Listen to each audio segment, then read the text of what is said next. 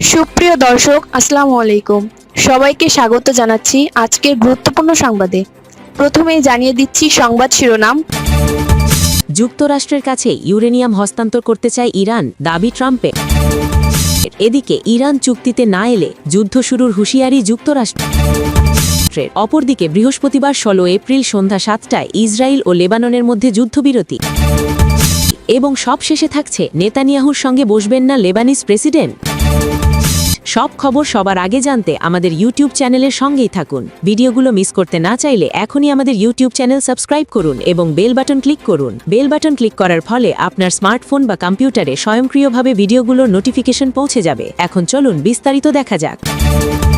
যুক্তরাষ্ট্রের কাছে ইউরেনিয়াম হস্তান্তর করতে চায় ইরান, দাবি ট্রাম্পের। ইরান নিজেদের সমৃদ্ধ ইউরেনিয়াম যুক্তরাষ্ট্রের কাছে রাখতে চায় বলে দাবি করেছেন মার্কিন প্রেসিডেন্ট ডোনাল্ড ট্রাম্প। পাশাপাশি ইরানের সঙ্গে চুক্তির খুব কাছাকাছি অবস্থানে রয়েছে বলে জানিয়েছেন তিনি। বৃহস্পতিবার 16 এপ্রিল হোয়াইট হাউসে এক সংবাদ সম্মেলনে এই দাবি করেন মার্কিন প্রেসিডেন্ট। খবর আল জাজিরার। ট্রাম্প বলেন, ইরানের সঙ্গে চুক্তির খুব কাছাকাছি অবস্থানে রয়েছে যুক্তরাষ্ট্র। তেহরান সবকিছুর জন্য সম্মত হয়েছে, যার মধ্যে সমৃদ্ধ ইউরেনিয়াম হস্তান্তরও রয়েছে। ইরানের সঙ্গে 14 দিনের যুদ্ধবিরতি চলছে যুক্তরাষ্ট্রের, যা শেষ হবে আগামী 22 এপ্রিল। ট্রাম্প বলেছেন, যদি আমরা চুক্তির কাছাকাছি পৌঁছাই তাহলে যুদ্ধবিরতির সময়সীমা আরও পিছিয়ে দেওয়া হবে। যদি ইরানের সঙ্গে চুক্তি হয় তাহলে পাকিস্তান যাবেন মার্কিন প্রেসিডেন্ট, এমন ঘোষণা দিয়েছেন তিনি সংবাদ সম্মেলনে। ট্রাম্প বলেন, যদি ইসলামাবাদে চুক্তি স্বাক্ষরিত হয় তাহলে আমি সেখানে যাব। পাকিস্তানের সেনাপ্রধান আসিম মুনিরের প্রশংসা করে তিনি বলেন, ফিল্ড মার্শাল অনেক ভালো, প্রধানমন্ত্রী শেহবাজ শরীফও দারুণ, তারা আমাকে চায়। আজকের সংবাদ সম্মেলনেও পোপ লিও চতুর্দশের কথা বলেছেন ট্রাম্প। তিনি বলেন, যা সঠিক আমাকে সেটাই করতে হবে, এটা পোপকে বুঝতে হবে। পোপের বিরুদ্ধে আমার কিছু নেই,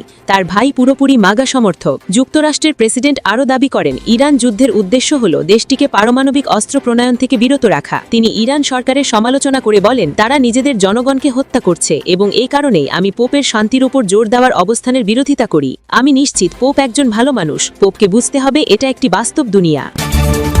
এদিকে ইরান চুক্তিতে না এলে যুদ্ধ শুরুর হুঁশিয়ারি যুক্তরাষ্ট্রের। ইরান কোনো চুক্তিতে সম্মত না হলে যুক্তরাষ্ট্র পুনরায় সামরিক অভিযান শুরু করতে প্রস্তুত, এমন কঠোর হুঁশিয়ারি দিয়েছেন মার্কিন প্রতিরক্ষামন্ত্রী পিট হেগেসেথ। তিনি জানিয়েছেন, সম্ভাব্য সংঘাতের জন্য আগের যে কোনো সময়ের তুলনায় বেশি শক্তি নিয়ে প্রস্তুতি নিচ্ছে মার্কিন বাহিনী। বৃহস্পতিবার পেন্টাগনে আয়োজিত এক ব্রিফিংয়ে তিনি বলেন, ইরানের সামনে একটি সমৃদ্ধ ভবিষ্যৎ বেছে নেওয়ার সুযোগ রয়েছে। আমরা আশা করি তারা সেই পথই বেছে নেবে যা ইরানি জনগণের জন্য কল্যাণকর, যোগ করেন তিনি। তবে একই সঙ্গে সতর্কবার্তাও দেন তিনি। তার ভাষায়, ইরান যদি ভুল সিদ্ধান্ত নেয় তাহলে ইরানের উপর কঠোর অবরোধ আরোপ করা হবে, এমনকি অবকাঠামো, বিদ্যুৎ ও এনার্জি খাতে হামলারও ইঙ্গিত দেন তিনি। ইরানকে চুক্তিতে রাজি করাতে চাপ বাড়ানোর অংশ হিসেবে ইরানের সঙ্গে সংশ্লিষ্ট সব জাহাজের উপর নজরদারি ও অবরোধের কথাও জানানো হয়েছে। ইরানে প্রবেশ বা ইরান থেকে বের হওয়ার চেষ্টা করা জাহাজগুলো এই ব্যবস্থার আওতায় আসবে। এদিকে মার্কিন জয়েন্ট চিফস অব স্টাফের চেয়ারম্যান জেনারেল ড্যান কেন জানিয়েছেন, ইরানি পতাকাবাহী কিংবা ইরানকে সহায়তা দিতে পারে এমন যে কোনো জাহাজকে আক্রমণপূর্বক অনুসরণ করবে মার্কিন বাহিনী। তিনি বলেন, নির্দেশনা অমান্য করলে সংশ্লিষ্ট জাহাজগুলোকে প্রথমে সতর্ক করা হবে, প্রয়োজনে আটক করা হবে, আর নির্দেশনা অমান্য করলে শক্তি প্রয়োগের পথেও যাবে মার্কিন বাহিনী। ব্রিফিংয়ে আরও জানানো হয়েছে, ইরানের আঞ্চলিক জলসীমার পাশাপাশি আন্তর্জাতিক জলসীমাতেও এই অবরোধ কার্যকর থাকবে। অপরদিকে বৃহস্পতিবার 16 এপ্রিল সন্ধ্যা 7টায় ইসরায়েল ও লেবাননের মধ্যে যুদ্ধবিরতি। যুক্তরাষ্ট্রের চাপের মুখে লেবাননে যুদ্ধবিরতি কার্যকর করার প্রস্তুতি নিচ্ছে ইসরায়েলি সামরিক বাহিনী।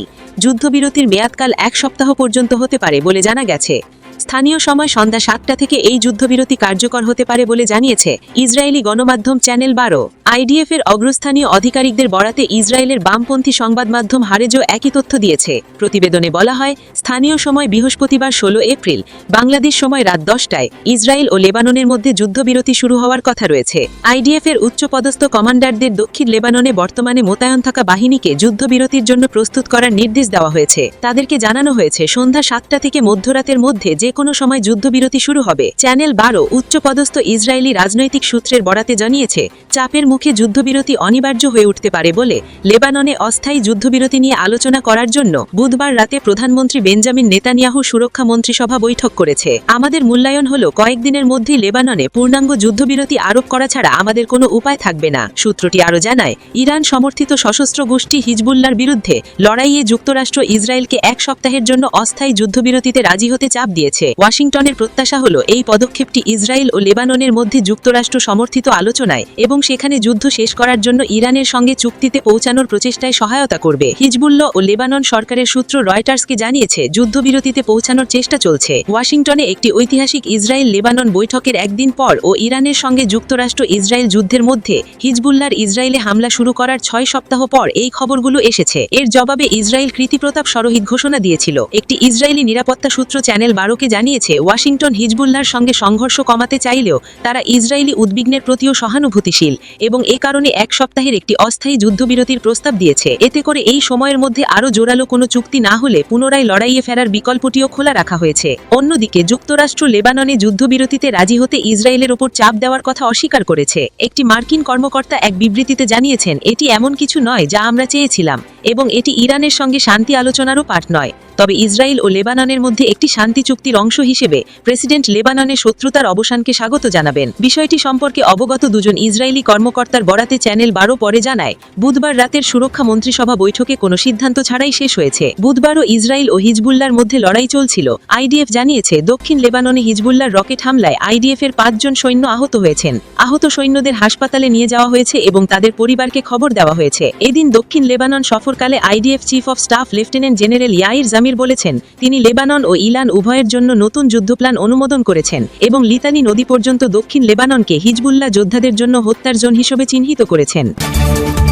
এদিকে ইসরায়েলের প্রধানমন্ত্রী বেঞ্জামিন নেতানিয়াহুর সঙ্গে কথা বলতে অস্বীকার করেছেন লেবাননের প্রেসিডেন্ট জোসেফ আউন। এক উচ্চপদস্থ লেবানিজ কর্মকর্তার বরাতে এই দাবি করেছে সিএনএন। সম্প্রতি মার্কিন প্রেসিডেন্ট ডোনাল্ড ট্রাম্প দাবি করেছেন ঐতিহাসিক এক আলোচনায় অংশ নিতে যাচ্ছেন নেতানিয়াহু ও আউন। তবে ওই উচ্চপদস্থ লেবানিজ কর্মকর্তার ভাষ্য, আমরা আমেরিকাকে বলেছি আমরা এখনো এমন কোনো পদক্ষেপ নিতে প্রস্তুত নই। ইসরায়েল ও হিজবুল্লাহর মধ্যে যুদ্ধবিরতি না হলে আলোচনার সম্ভাবনা নেই, এমনটা মন্তব্য করেছেন লেবানিজ কর্মকর্তারা। বুধবার সম্ভাব্য যুদ্ধবিরতি নিয়ে বৈঠক করেছে ইসরায়েলের সুরক্ষা মন্ত্রিসভা। এই সপ্তাহে ওয়াশিংটন ডিসিতে 4 দশকেরও বেশি সময়ের মধ্যে প্রথম প্রত্যক্ষ আলোচনা হয় ইসরায়েল ও লেবাননের। এরপর বৃহস্পতিবার সকালে ইসরায়েলি কর্মকর্তারা দাবি করেছেন আলোচনায় বসবেন নেতানিয়াহু ও আউন। সামাজিক যোগাযোগ মাধ্যমে ট্রাম্পও দিয়েছেন এমন তথ্য, তবে কবে, কোথায় বা কিভাবে তারা কথা বলবেন প্রকাশ করেননি কিছুই। এদিকে ইসরায়েল ও লেবাননের নেতারা যুদ্ধবিরতিতে পৌঁছেছেন বলে বৃহস্পতিবার ঘোষণা দিয়েছেন মার্কিন প্রেসিডেন্ট ডোনাল্ড ট্রাম্প। ট্রুথ সোশ্যালে দেওয়া এক পোস্টে ট্রাম্প জানান, লেবাননের প্রেসিডেন্ট জোসেফ আউন এবং ইসরায়েলের প্রধানমন্ত্রী বেঞ্জামিন নেতানিয়াহু তাদের দেশের মধ্যে শান্তি প্রতিষ্ঠার লক্ষ্যে যুক্তরাষ্ট্রের পূর্বাঞ্চলীয় সময় বিকেল 5টা থেকে আনুষ্ঠানিকভাবে সম্মত হয়েছেন 10 দিনের যুদ্ধবিরতি শুরু করতে।